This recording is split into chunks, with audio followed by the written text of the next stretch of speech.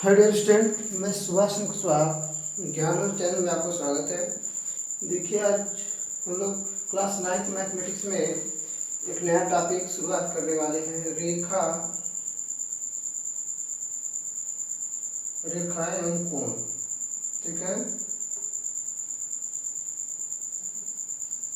कोण। इसके नाम से ही पता चल रहा है कि इसमें रेखा के बारे में और कोण के बारे में हम लोग पढ़ना है। ठीक है, तो रेखाएं एवं कोण में ध्यान देंगे हम लोग को। रेखा के परिभाषा से लेकर के और अन्य बिंदु तक आप लोग पिछली कक्षाओं में पढ़ चुके हैं, 6, 7, 8 में। तो उसी के हिसाब से हम लोग को आगे बढ़ना है। देखिए, पहले हम जानेंगे संगामी रेखाएं। पहले रेखा जाने क्या होता है। रेखा सबसे पहले बिंदुओं के समूह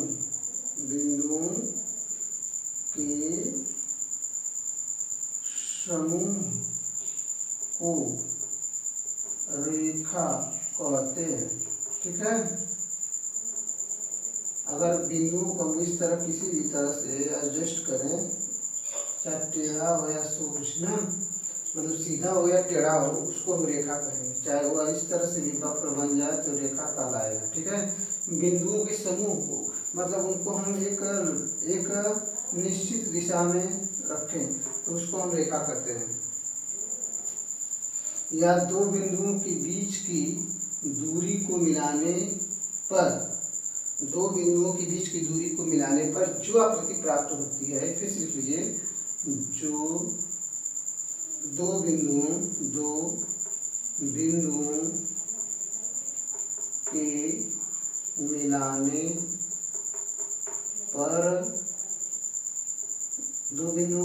पर जो आकृति प्राप्त होती है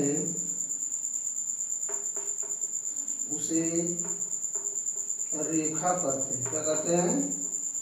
रेखा कहते हैं। ठीक है, जैसे कि एक बिंदु ए हो गया, दूसरा बी हो गया, इनको हम मिला देते हैं तो क्या कहेंगे? रेखा कहते हैं। इनको हम कहते हैं ए बी रेखा। कौन रेखा? ए बी रेखा। ठीक है,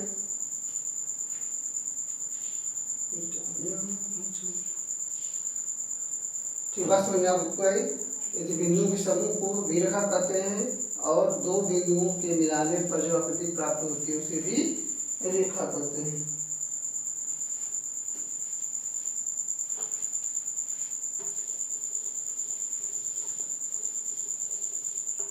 नहीं जाने जो कोण किसे अंग्रेजी में एंगल कहते हैं।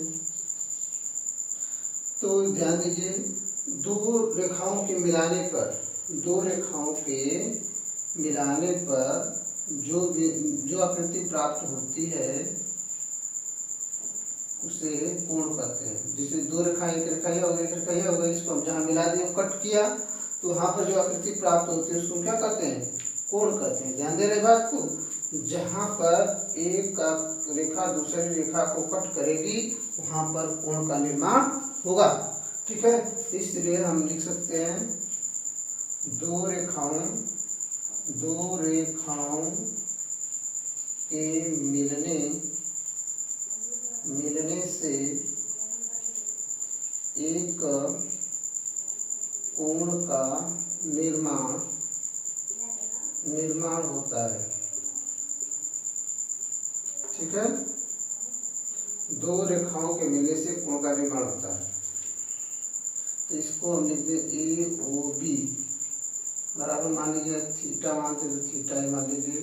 तो ध्यान दीजिए, जहाँ दो रेखाएं आपस में मिलेंगी वहाँ पर एक कोण का निर्माण होगा और बड़ा कोण का भी निर्माण होगा, लेकिन उसकी बात हमको नहीं करना है। बस इसके आंतरिक कोण का निर्माण करना है। इसको हम कहेंगे, और जिस कोण को हमको लिखना है उसको बीच में लिखेंगे। जैसे जिस बिंदु को लिखना होगा उस बिंदु को हम बीच में ए ओ बी लिख सकते हैं, चाहे इसको हम लिख सकते हैं कोण बी ओ ए, दोनों लिख सकते हैं। ठीक है, तो ये हुआ रेखा और कोण।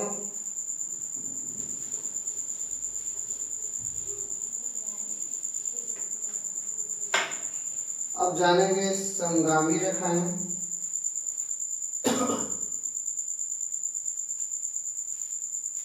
समगामी रेखाएं, समगामी रेखाएं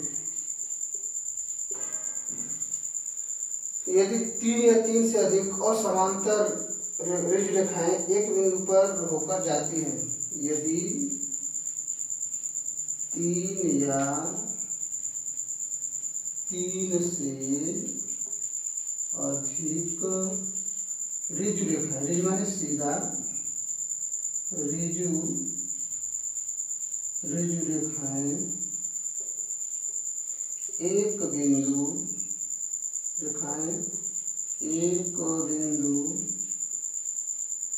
से होकर जाती हैं, उसे समगामी रेखाएं कहते हैं। ठीक है,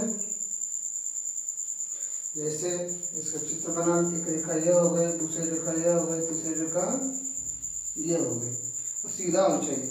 इसका नाम यल, यम और यम, इसको बिंदु ओ पर काट रही है, तो इनको हम कहेंगे समगामी रेखाएं। कौन रेखाएं हैं? समगामी। ध्यान दे बात को, समगामी का मतलब संगम, जहाँ पर 3 या उससे अधिक वस्तुएं मिलती हों उसे हम क्या कहते हैं? संगम कहते हैं। जैसे इलाहाबाद में कहते हैं गंगा जमुना सरस्वती का संगम है। ठीक है, तो वहाँ पर 3 नदियों का संगम बताया जाता है। तो इस तरह से यहाँ पर यल, यम, यन 3 रेखाएं आपस में एक बिंदु पर कट करती हैं, तो इन्हें क्या कहेंगे? कौन रेखा कहेंगे? संगामी बिंदु कहेंगे, या संगामी बिंदु इसको कहेंगे। ठीक है, और इन रेखाओं को संगामी रेखाएं कहेंगे। ठीक है,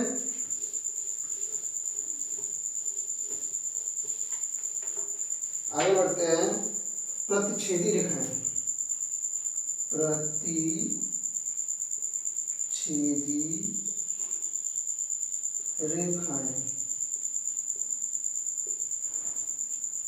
प्रतिच्छेदी रेखाएं यदि 2 ऋजु रेखाएं एक ही बिंदु पर काटे, यदि 2 रेखाएं एक ही बिंदु पर काटे तो प्रतिच्छेदी रेखाएं कहते हैं। ठीक, प्रतिच्छेदी रेखा कहते हैं। जैसे एक रेखा यह हो गई, एक रेखा यह हो गई, इसका नाम, इसको यल कर दो, इसको यम कर दो, इसको हम प्रतिच्छेद बिंदु कहेंगे। जहाँ कट करता है उसको प्रतिच्छेद बिंदु, और जो रेखाएं काटते हैं उनको प्रतिच्छेदी रेखाएं कहते हैं। मतलब फिर से, यदि 2 रेखाएं एक ही बिंदु पर काटे तो प्रतिच्छेदी रेखाएं कहते हैं। आइए अब आगे बढ़ते हैं हम लोग।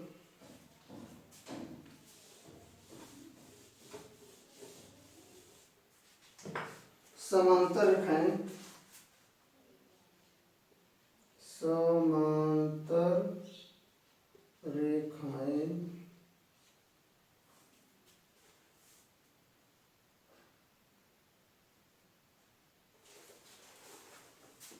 देखिए ऐसी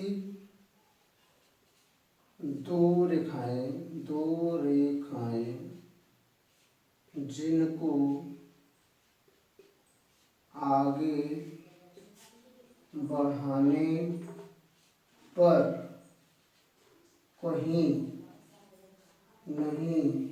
आगे बढ़ाने पर कहीं नहीं काटती है, उन्हें समांतर रेखाएं कहते हैं। समझे बात? ऐसी 2 रेखाएं जिनको आगे बढ़ाने पर वो कहीं नहीं काटती, उन्हें समांतर रेखा। जैसे एक रेखा यह हो गई, अगर थोड़ी भी दूसरी रेखा मुड़ी हुई है तो वह आपस में आगे जरूर कट करेगी। ठीक है, जैसे यह रेखा यहाँ पर दूरी मान लीजिए हम 5 से 10 सेंटीमीटर मानते हैं तो यहाँ भी दूरी कितनी होनी चाहिए, 10 सेंटीमीटर होनी चाहिए। आप मतलब ये आपस में कहीं नहीं काटेंगे, इस तरह दिखाए जाते हैं। जिसको हम एल नाम दें, जिसको यम, तो कह सकते हैं यह समांतर यम है, यह समांतर यम है।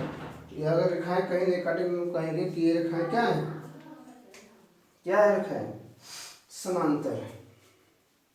ठीक, आगे बढ़े हम लोग। समय आप लोग इस पर कम मिलता है लेकिन क्या करें, आप लोग लिखवाएंगे तो लिखते ही रह जाएंगे। अब आ जाए कोण के प्रकार लिखें, कोण के प्रकार, कोण के प्रकार। रेखा के प्रकार आप लोग पढ़े, अब कोण के प्रकार पढ़िए। पहला पढ़िए समकोण, समकोण, समकोण। चलिए फिर जानते चले, इसको हम राइट एंगल कहते हैं। क्या कहते हैं, राइट, राइट एंगल। ठीक है, तो जब किसी कोण का मान, ऐसे परिभाषा इसकी, जब दो रेखाएं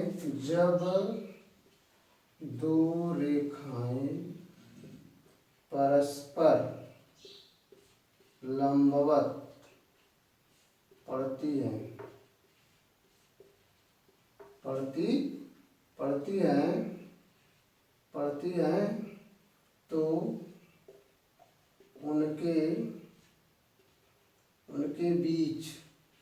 उनके बीच 90 अंश का कोण बनता है।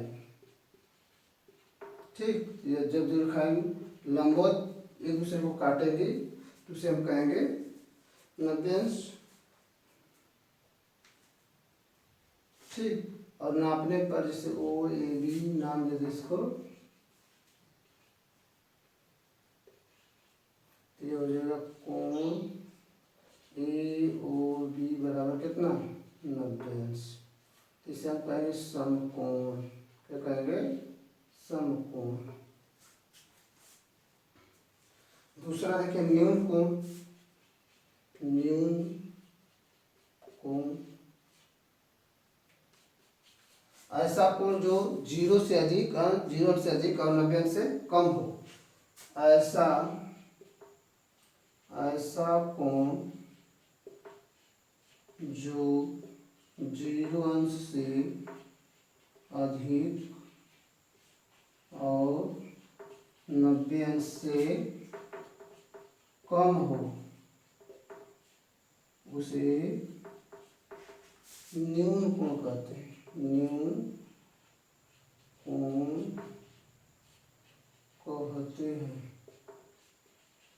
ठीक है, जैसे कोई भी कोण इस तरह बना देते हैं। ठीक, इसे हम क्या कहेंगे, न्यून कोण कहेंगे, ए ओ बी। तो कोण ए ओ बी बराबर न्यून कोण, कौन न्यून कोण होगा।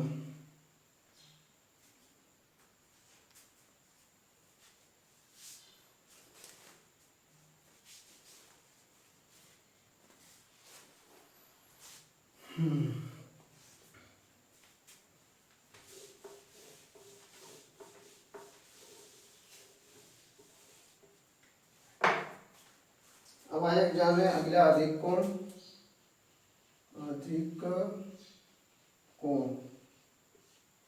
ऐसा कोण लिख लीजिए जल्दी से, ऐसा कोण जिसका मान 90 अंश से अधिक और 180 अंश से कम, 180 अंश से कम हो, उसे अधिक कोण कहते हैं। ठीक, जैसे इस तरह से कोई कोण बनाते हैं तो ये मान 120 का बनता है। तो ए ओ बी, इस कोण को हम कहेंगे ए ओ बी बराबर 120 अंश। इसे कहेंगे अधिक कोण। कौन कोण? अधिक कोण कहते हैं। कौन को कहते हैं? अधिक कोण। ऐसा कोण जिसका मान 90 अंश से अधिक, 90 अंश से, 90 अंश ही हो जाएगा, और इससे अधिक अगर बनता है 180 से कम, इससे कम रहे, तो ये हमको कहेंगे, क्या कहेंगे? अधिक कोण कहते हैं इसको।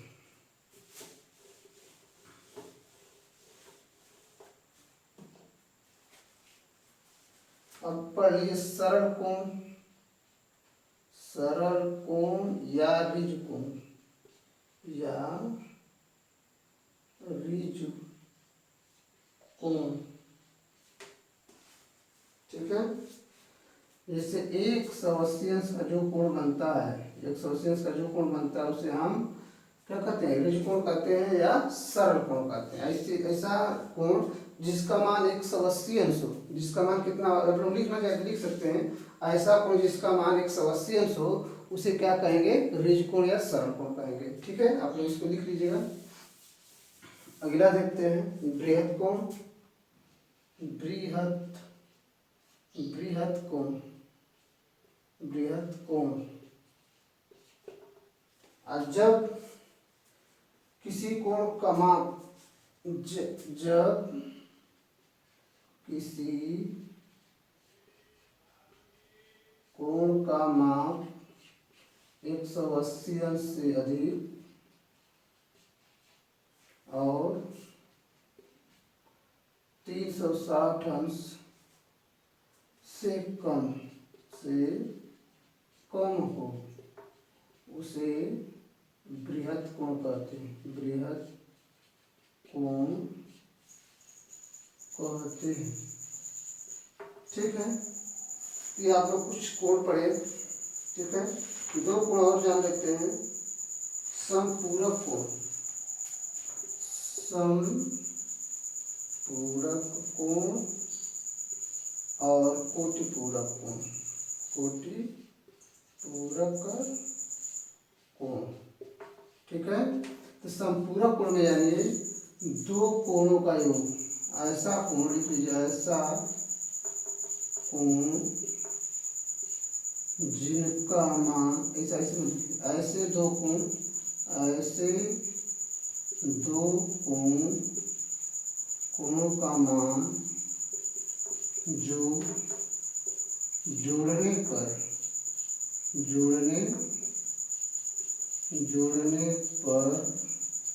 180 अंश हो, उसे कौन कोण? उसे समपूरक कोण कहते हैं, ठीक है। जैसे 45 अंश और मान लीजिए कर दीजिए 90, 90 भी कर सकते हैं, ये भी दोनों है कोटिपूरक समपूरक, ठीक है। और इसमें से कर लीजिए, मान लीजिए 145 कर लेंगे तो 135, ठीक। 5 5 10 और 4 7 1 8, यह भी दोनों क्या है? कोटिपूरक कोण। ऐसा कोण बना दें इस तरह से ए ओ बी और इसको सी कर दें, यह कोण और यह कोण जोड़ने में कितना हो जाए? 180 अंश हो जाए, तो उसको कहेंगे समपूरक कोण कहेंगे। ऐसे दो कोण जिनका योग क्या हो? 180 अंश से समपूरक कोण कहते हैं। और उसी तरह से ऐसे दो कोण जिनका योग कितना हो जाए? 90 अंश हो जाए, उसे कोटिपूरक कहते हैं। ऐसा कोण कोटिपूरक, ऐसा कोण जिनका योग, सुनिए ध्यान से, ऐसा कोण जिसका योग, ऐसे दो कोण जिनका योग कितना हो जाए? 90 अंश हो जाए, उसे हम क्या कहेंगे? कोटिपूरक कोण। जैसे 45 45 भी हो सकता है, ठीक। 30 60 भी हो सकता है। इनको आप परिभाषा लिख लीजिए अपने से। ऐसे दो कोण जिनका मान जोड़ने पर 190 अंश होता है, उसे कोटिपूरक कोण कहते हैं, ठीक है।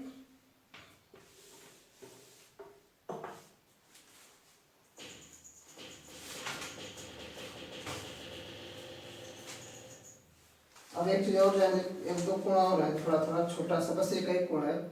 आसनन कोण, आसनन कोण, आसनन कोण, यह थोड़ा टेढ़ा कोण है। देखिए ध्यान दीजिए, इसमें इस तरह से आकृति बनाएंगे ओ ए बी और सी। तो जब ऐसा कोण, दो कोण जिनमें एक उभयनिष्ठ रेखा हो और उभयनिष्ठ रेखा के दोनों तरफ दो अन्य भुजाएं हो, ये एक उभयनिष्ठ भुजा ओ भी हो जाएगी। एक कोण यह बन रहा है, दूसरा कोण यह बन रहा है, ठीक है। तो हम इसको इसका आसन्न कोण कहेंगे। मतलब पहले वाले को दूसरे का आसन्न कोण और दूसरे वाले को पहले का आसन्न कोण कहेंगे, ठीक है। लिख लीजिए परिभाषा अगर चाहते हैं तो। यदि देखिए, यदि दो कोणों के शीर्ष, थोड़ा इसकी डेफिनेशन अलग है, शीर्ष तथा उनकी एक भुजा उभयनिष्ठ हो तथा उनमें से एक कोण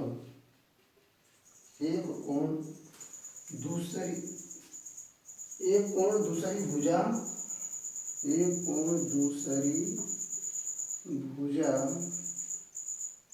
के एक ओर तथा दूसरा कोण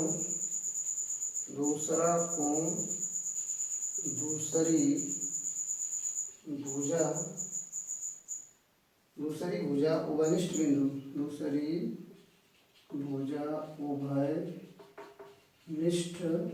बिंदु, उभयनिष्ठ भुजा लिखिए, उभयनिष्ठ भुजा के दूसरी ओर हो। समझ लीजिए, कर आना कि यदि दो कोण के शीर्ष की बात कर रहा है, शीर्ष तथा उनकी एक भुजा उभयनिष्ठ हो गई तथा उनमें से एक कोण दूसरी भुजा के ओर, मतलब एक कोण दूसरी भुजा के ओर, मतलब इधर, तथा दूसरा कोण दूसरी भुजा के उभयनिष्ठ बिंदु से दूसरी ओर, मतलब एक उभयनिष्ठ के इधर हो, एक उभयनिष्ठ के इधर हो। इसे हम क्या कहेंगे? आसनन कोण कहते हैं। इसे आसनन कोण कहते हैं, ठीक है। इस तरह से कर लीजिए, इसको मिटा दें अब। आज के लिए इतना ही, फिर आगे हम लोग क्वेश्चन करेंगे इस पर, ठीक है। मेरे चैनल पर आप नए हैं तो सब्सक्राइब जरूर करें, लाइक करें। और बहुत सी वीडियो, हम बार बार कहते हैं कि बहुत सी वीडियो हमारी पड़ी हुई है प्लेलिस्ट में, आप लोग जाकर उसे देखें और समझें, ठीक है। और बहुत सी वीडियो हैं जिनको क्लास 9, 10, 11, 12 और सीटेट यूपीटेट की भी पड़ी हुई हैं, जिनको आप लोग देख करके अपना ज्ञान बढ़ा सकते हैं। और मेरे चैनल को सब्सक्राइब, लाइक जरूर करें और कमेंट करें कैसा वीडियो लगा आपको। आज के लिए इतना ही, थैंक यू।